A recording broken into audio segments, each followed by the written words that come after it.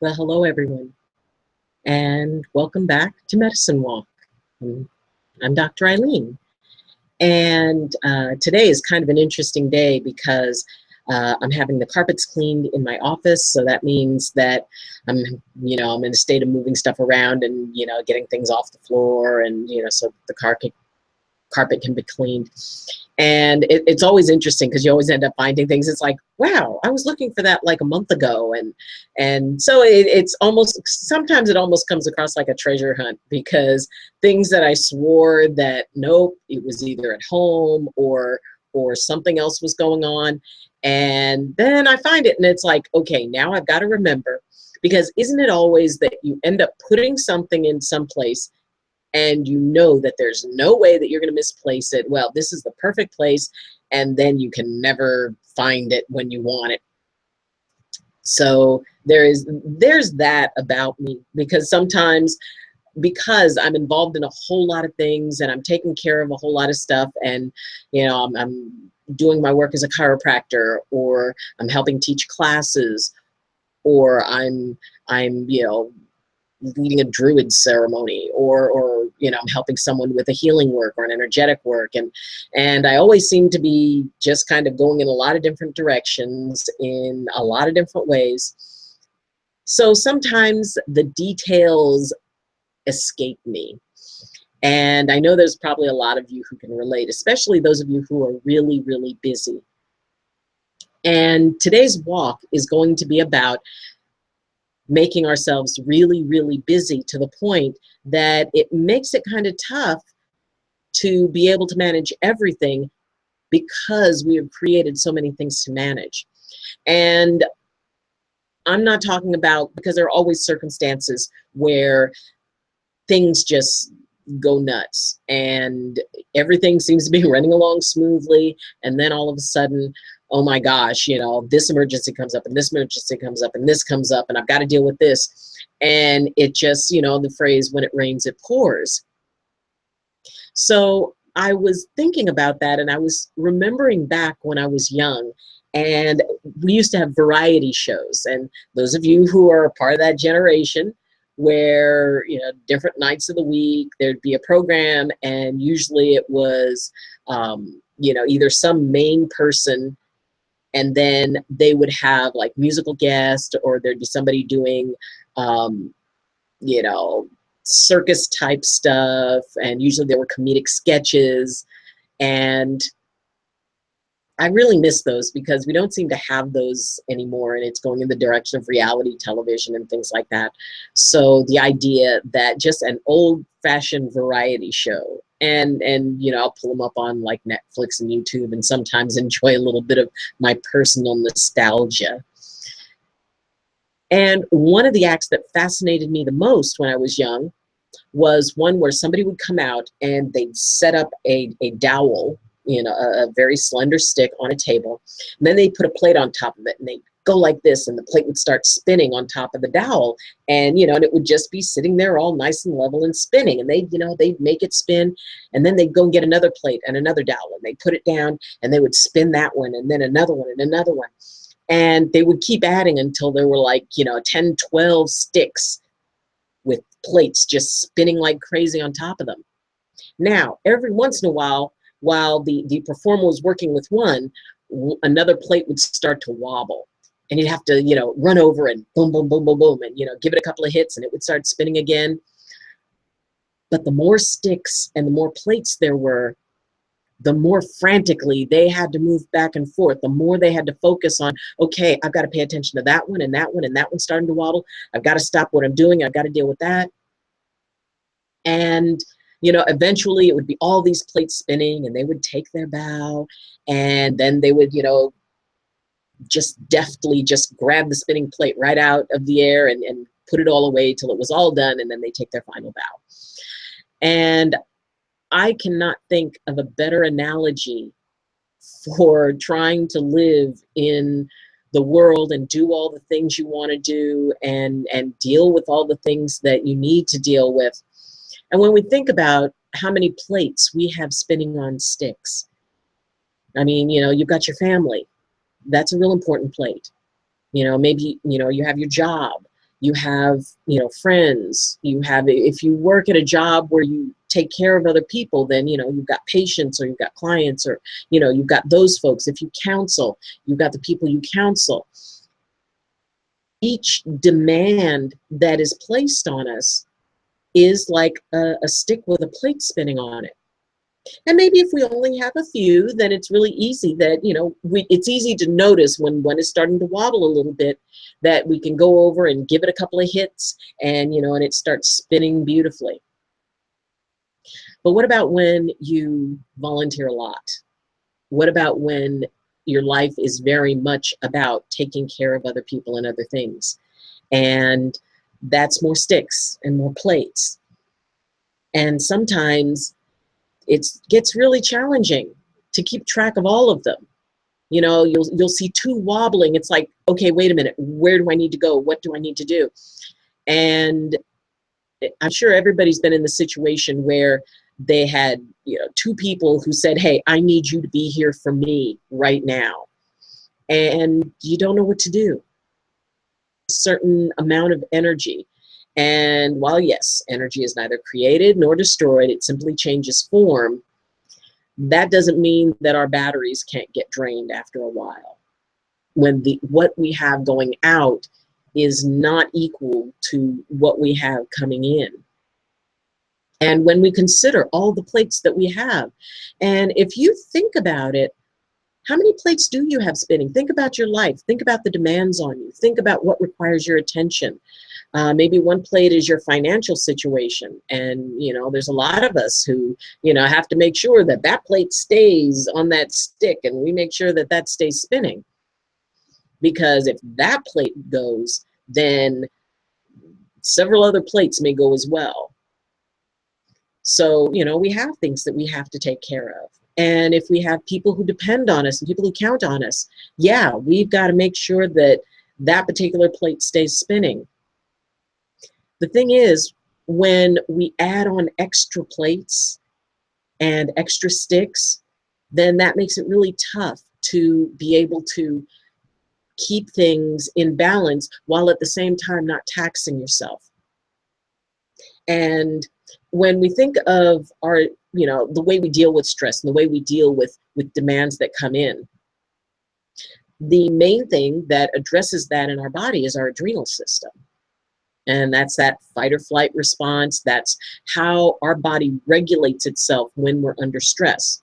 So let's say if your adrenal system is capable of working at this level, then, you know, and your stress is here, well, you know, you're in a great situation. If your stress levels and your demands and the plates you have spinning on sticks are less than what your body is capable of addressing, you're in a very good space.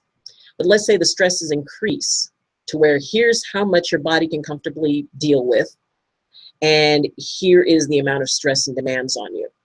Well, then you're right there. I mean, you're still okay, but, you know, you don't want to stay in that place for too long, because, you know, it really is, you're at the top end of your tolerance. Let's say your stress goes to here.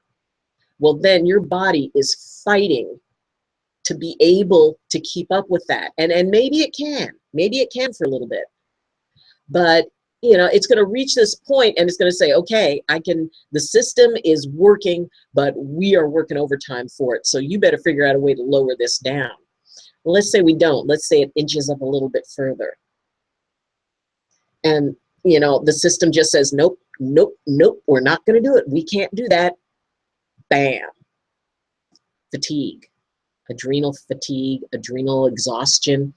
And the body is designed to be able to tolerate a certain amount. But when we add extra stuff on top of it, it makes it really hard for the system to say, whoa, we need a break, time out, time out. We cannot work at this level. And a lot of things can trigger that. It's when, you know, we create a situation where, you know, we offer to do things that are really more than what we can do at that point. I am definitely, you know, the not the right person to say, oh, well, yeah, just, stop agreeing to do so much, because anybody who knows me knows that I am consistently involved in a lot. If somebody needs help with something, maybe it's 2 in the morning, it's like, all right, I'll be there. Let's see, I got to be I had to be up in 6 hours anyway. So, oh, well. So yeah, my routine is that I spend a lot of time doing a very beautiful cabin in the woods, and I'm really not there very often. But when I'm there, I do appreciate it, and I do relax, and I do make sure that when I'm reaching at this point, and I'm so blessed because I've got a lot of people around me who recognize when I'm starting to inch up here, and they'll tell me, hey, Dr. Ayleen, you're amazing, you're wonderful, and go home. We need you to go home because, you're looking a little bit tired. And then I think to myself, it's like, you know what? They're right. I am a little bit tired and I need to take a break. And the ability to recognize that is hugely, hugely important.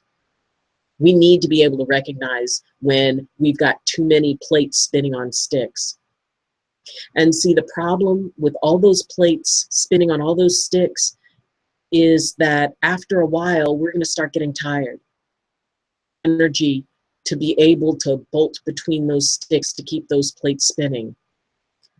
And at some point, that fear starts to grow inside you, knowing something's going to give. One of those plates is going to fall and break, and I'm not going to be able to stop it. And that can stress a lot of people out. People who just want to be there for other people, they reach that place where they're just exhausted. People who are caregivers. I've been one. And if you're a caregiver, God bless you, because that is a tough thing, especially if it's like a family member, if it's someone who you're really, really close to, who's going through a really bad time, who needs help. And maybe you're the only one there to give it. And that's a tough place to be in. I know. Honestly, I do. And I honor you for taking that on and for doing that and for showing up each day. And it is exhausting. And when you reach that point where it's like, okay, I'm not able to make this, and I'm starting to, my stress is exceeding my body's ability. And we can all tell when we're just feeling tired, when we're not our chipper self, when things get to us a little bit more, when our patience start to wear very thin. We notice we're not eating right. We notice we're not sleeping right. We're maybe not getting in as much water. Maybe we're craving sugar all of a sudden. It's like, I'm going to go and buy me a bag of chocolate. Or, maybe, if people who are struggling with smoking, it's like, okay, well, I'm just going to have a few puffs. It's all right. And when we consider all the ways that our system starts telling us and giving us a heads up that things are not well in the kingdom and that something needs to be done, it's important to listen to that. And if you don't listen to that, listen to the people around you who are saying, you seem a little bit tired, or are you okay? You seem a little bit stressed out. When I think of stress, which is, it affects every single aspect of the body, the mind, and the spirit. And there's light and shadow in it, like everything else. And if a person is experiencing stress and it's really pushing them to do something and to take action and to move forward, well, that's an okay thing. That's all right. And, and a little bit of stress, just something that adds that little bit of a challenge, that little bit of an edge, that little bit of okay, this isn't going to be a walk in the park, can actually be a very cool thing and, inspire us to push that much harder. And everything in moderation. And when stress becomes a way of life and it starts dragging the emotions down, it starts dragging the body down with it, You can't really think well. And all the time in your mind, you're watching those plates spin and you're seeing them wobble. And maybe you're working on one and another one is wobbling and you're not going to get to it in time. And when those plates are things that are very important to us, that can be really tough. So how do you move through that? Honestly, I don't have all the answers. And I know each and every one of you, your situation is unique to you. And it's not about some sort of cookie cutter, oh yes, if you just do this, then everything will be fine and it works for everybody. Nothing works for everybody. Nothing is the panacea, because we are each a blessing in this world, because we're each unique. Because when we all add together, it's like a field of wildflowers. It is more amazing because of the variety. And because we're all different things work with different people. Some people you could, if they're feeling upset, you can joke with them and it gets them right out. Other people, if you tell them a joke, you may have lost a friend, because they're going to really be hurt by it. Because everything is different, our responses to stress are going to be different.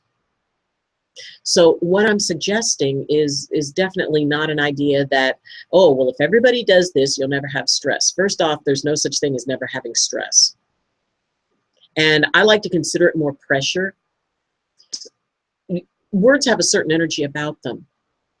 When people talk about being stressed, stressed out, under stress, just talking about it can almost make you stressed out. If you're feeling pressure, if I'm feeling under pressure, then I think, okay, what do I need to do to relieve the pressure?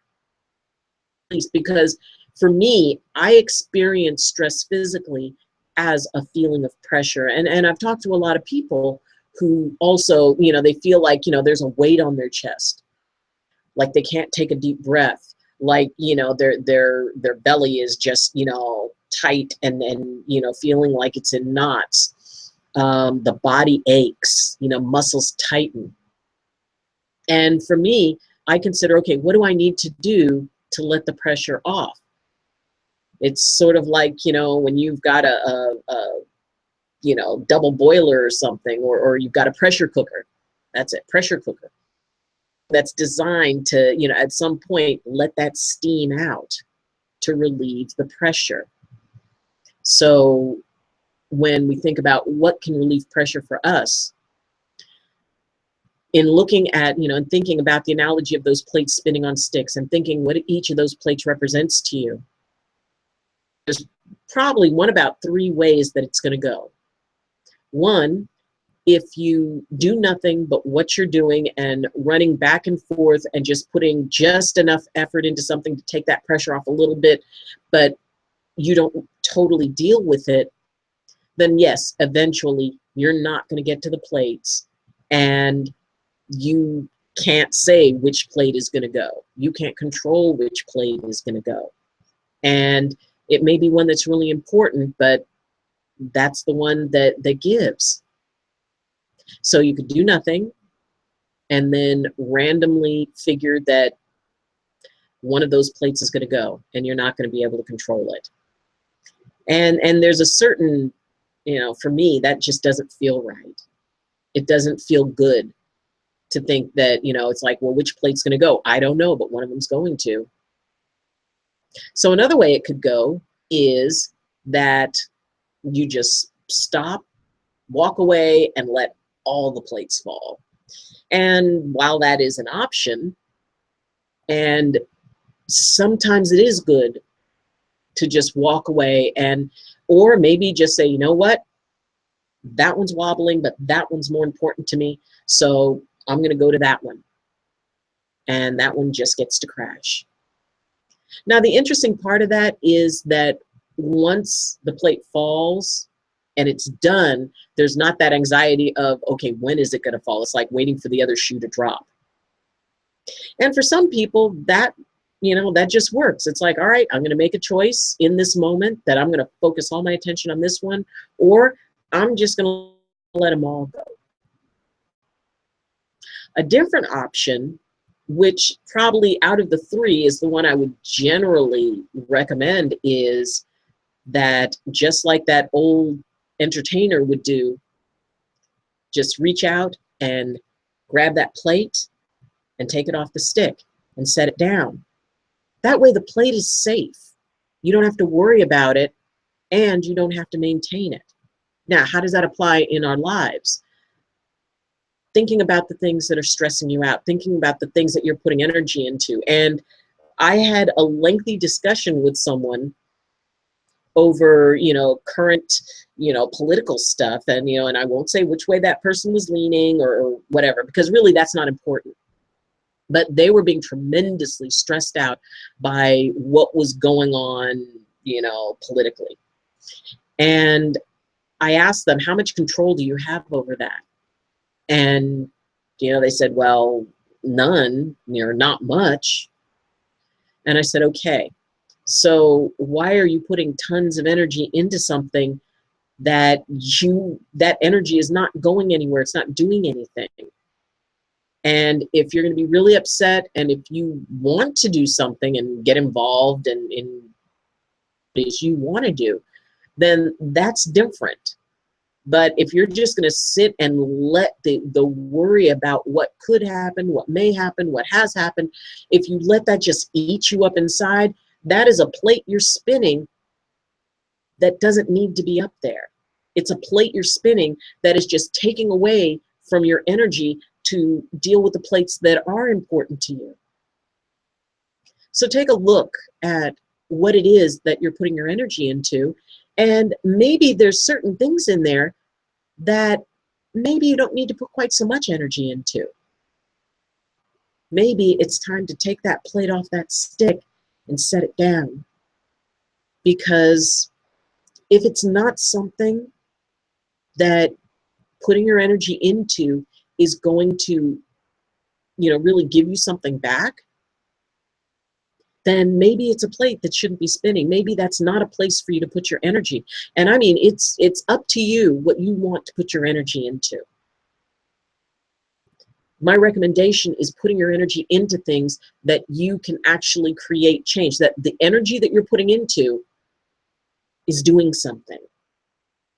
You know, the idea that if you know somebody who is, you know, you don't like the way that they're living their life, and you're putting a lot of energy into trying to get them to change, they're probably not going to change.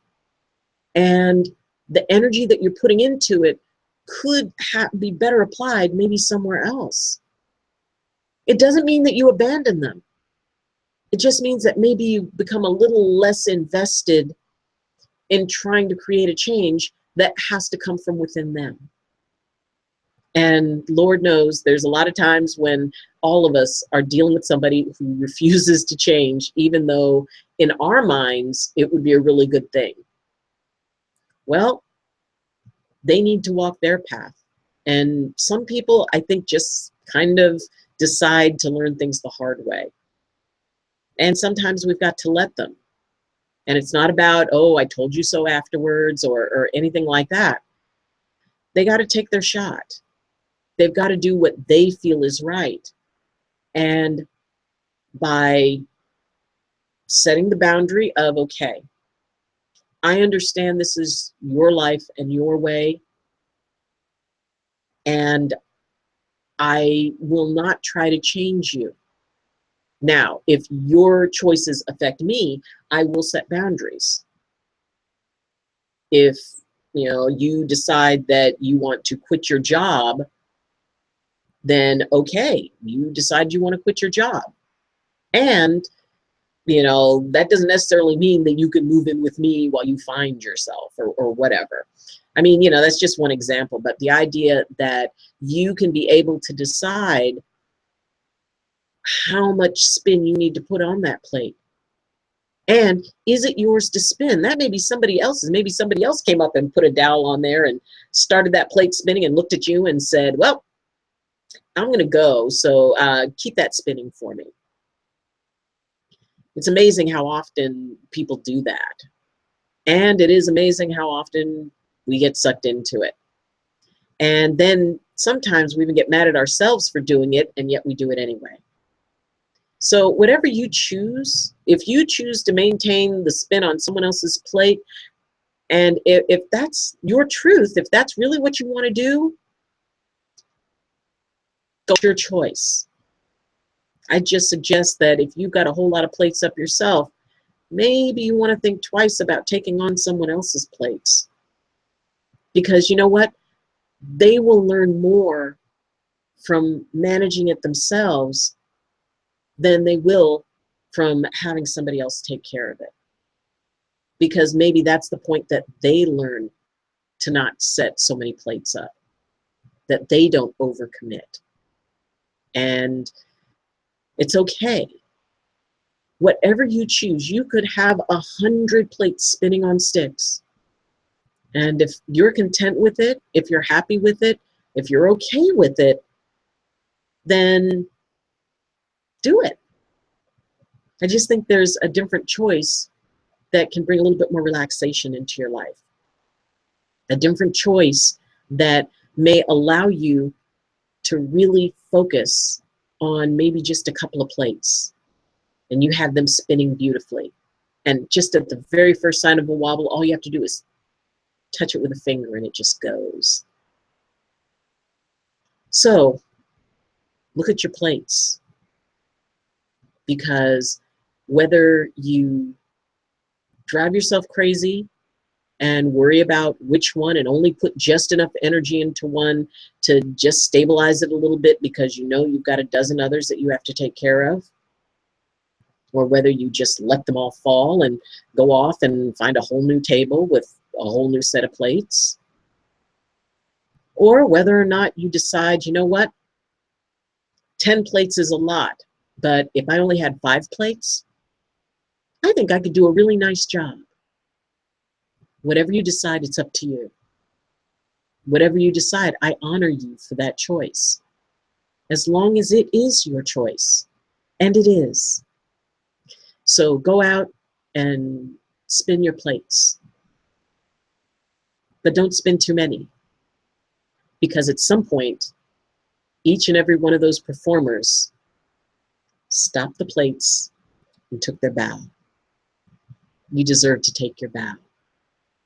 And I applaud you for what you do and how you manage yourself in the stress that you're under and the pressure that you're under. Because I'm sure that, you know, there's some really major stuff going on for a lot of you. And know that I love you, know that I care, know that I believe in you, because you can handle it. And you have the power to put a plate down, because it's your right and because it's your plate. So thank you for joining me. And if you would like, you can like, comment, and I do read the comments. You can share, and you can subscribe. And I really love it when people subscribe, because then I can see where everybody's from, and it's really cool, and it's a building community. So thank you. Would like to check me out on Twitter. I'm on Twitter, Dr. Ayleen HH. And you can also find me on our Facebook group, which is Medicine Walk with Dr. Ayleen. And you can join the Facebook group, and you know, we post updates and things. So it's a lot of fun. And I've actually been asked to be interviewed for another channel. And so we're going to be taping it, and then they tape and then they show it in about a month. So I'll make sure that everybody finds out about when it's going to be on. So again, thank you for joining me. And as always, I wish you balance, and I wish you blessings from my heart to yours. Love you. Bye.